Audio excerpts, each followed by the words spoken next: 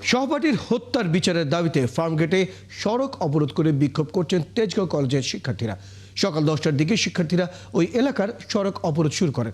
এতে ফার্মগেট সহ আশপাশের সড়কে যান চলাচল বন্ধ হয়ে যায়। ফলে গুরুত্বপূর্ণ এই এলাকায় তীব্র যানজট সৃষ্টি হয়েছে। ভোগান্তিতে পড়েছেন যাত্রীরা। গত 6 ডিসেম্বর রাতে তেজগাঁও কলেজ ছাত্রাবাসে ছাত্র দলের 2 গ্রুপের সংঘর্ষে আহত হন উচ্চ মাধ্যমিক 2024-25 শিক্ষাবর্ষের বিজ্ঞান বিভাগের 2য় বর্ষের শিক্ষার্থী সাকিবুল হাসান রানা।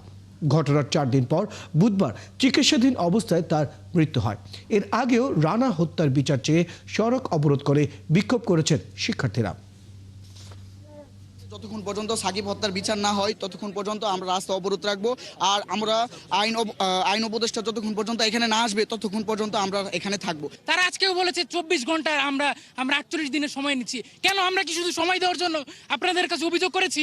সানবিট সব দিবে সামাল। সানবিট ম্যাজিক প্রেস ডিশওয়াশিং এর মাথা ঘোরানো সলিউশন।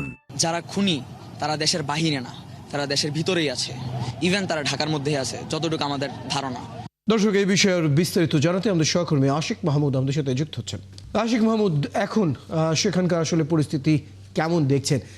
পুলিশ কি বলছে এবং প্রশাসনের কোনো ধরনের পদক্ষেপ দেখছেন কিনা?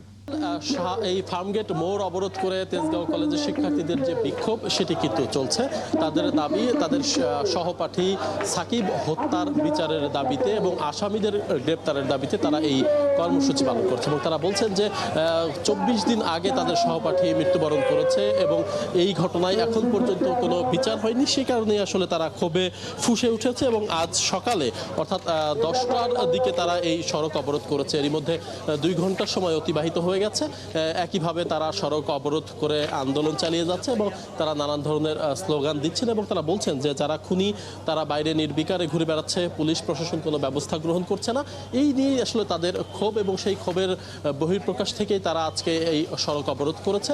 একটু জানাতে চাই, যেহেতু আজকে রোববার অফিস সময় একদম, সে কারণে এই যে ফার্মগেটের যে প্রধান সড়কটি এটি বন্ধ হওয়াতে আশপাশের সড়কের যান চলাচল বন্ধ হয়ে গেছে। এতে যারা অফিসগামী মানুষ তারাও কিন্তু ভোগান্তিতে পড়েছে এবং আমরা অনেকেই দেখছি তারা পায়ে হেঁটে তাদের গন্তব্যে যাচ্ছে। আমরা কিছুক্ষণ আগে শিক্ষার্থীদের সাথে কথা বলেছি এবং তারা আমাদেরকে জানিয়েছেন যে এই যে সাকিব হত্যার যে আসামি তাদেরকে যতক্ষণ পর্যন্ত গ্রেপ্তার করা না হবে ততক্ষণ পর্যন্ত তারা এই আন্দোলন চালিয়ে যাবে। আমরা কিছুক্ষণ আগে দেখেছিলাম তেজগাঁওয়ের ডিবির ডিসি রাকিব খান এবং তেজগাঁওয়ের ক্রাইমের ডিসি ইবনে মিজান তারা শিক্ষার্থীদের সাথে কথা বলেছেন এবং ডিবির ডিসি আমাদেরকে জানিয়েছেন যে এই ঘটনায় একজন আসামিকে ইতিমধ্যে গ্রেপ্তার করা হয়েছে এবং বাকি আসামিদেরকে গ্রেপ্তারের চেষ্টা চলছে। এবং এই কথার পরেই এখন শিক্ষার্থীদের পক্ষ থেকে একটি সংবাদ সম্মেলন হবে এবং শিক্ষার্থীরা নিশ্চয়ই তাদের দাবি দেওয়া এবং এইখান অবরোধ কতক্ষণ চলবে সে বিষয়ে হয়তো বিস্তারিত জানাবে। সংবাদ সম্মেলনটি শুরু হলে রাকিব হয়তো আমরা আপনাদেরকে রয়্যাল হয়তো আরও বিস্তারিত তখন জানাতে পারবো। আপনি পরবর্তীতে আমাদের সাথে যুক্ত থাকবেন ইনশাআল্লাহ। সহকর্মী আশিক মাহমুদ আমাদের সাথে যুক্ত ছিল।